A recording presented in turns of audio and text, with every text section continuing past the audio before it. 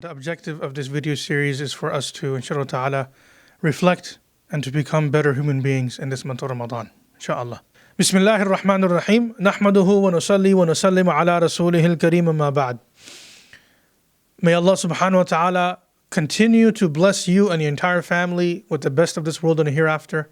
May Allah Azza wa Jal protect you and your entire family from all evil of this world and the hereafter. Ameen ya Rabbil Alameen.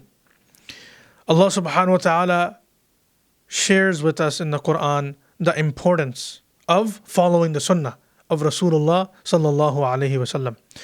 And before I share this principle of the Quran, I do want to touch upon that following the Sunnah, or to believe or to have conviction that following the Sunnah is of importance, is actually an i'tiqadi issue.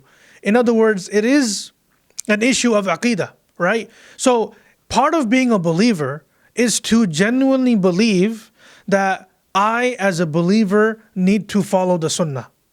Because in contrast, or contrary to this, if a person believes, na'udhu billah, as they say, naqli kufr kufr nabashad, that by quoting this belief, you're not actually, going into disbelief. But if someone believes, na'udhu billah, that, oh, there's no such thing as a Sunnah, or like na'udhu billah, like, minimizing the Sunnah or making a mockery out of it, whatever, it's a very dangerous, slippery slope.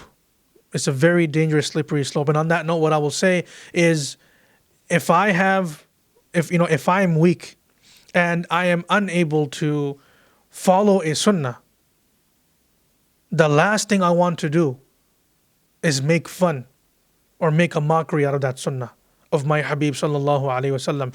It is better to remain silent in that moment than to speak in such a manner where, na'udhu billah, you're making fun of the Sunnah of Rasulullah sallallahu alaihi wasallam.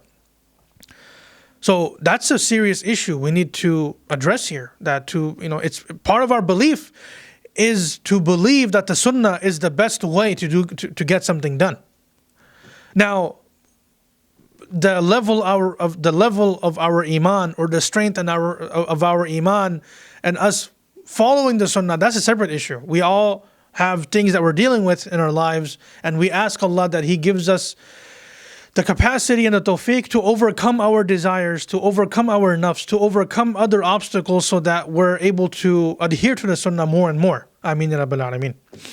Allah subhanahu wa ta'ala says in the Quran, Ba'da a'udhu billahi min ash-shaytanir rajim, وَمَا آتَاكُمُ الرَّسُولُ فَخُذُوهُ وَمَا نَهَاكُمْ عَنْهُ فَانْتَهُوا. This is one of the injunctions in the Quran that we find that Allah subhanahu wa ta'ala is very clear about the Sunnah. What is Allah subhanahu wa ta'ala saying? Whatever, I'm translating this in our modern English, whatever Rasulullah sallallahu alaihi wasallam gave you, take it. In the context is the Sunnah, right? وَمَا نَهَاكُمْ عَنْهُ فَانْتَهُوا. And everything that Rasulullah sallallahu alaihi wasallam told you to stay away from those things. It's self-explanatory. This is literally what the Quran is saying. That anything that Rasulullah sallallahu alaihi wasallam said to do, that this is the Sunnah, this is the way you need to do it, our belief is to believe in that. And anything that Rasulullah sallallahu alaihi wasallam said to stay away from, we're going to stay away from as well. May Allah give us the strength of our iman, so that we're able to love the Sunnah of Rasulullah sallallahu alaihi wasallam more and more, and to then bring it into our lives more and more. Ameen ya Rabbil Alameen. Wa akhiru da'wana alhamdulillah Rabbil Alameen.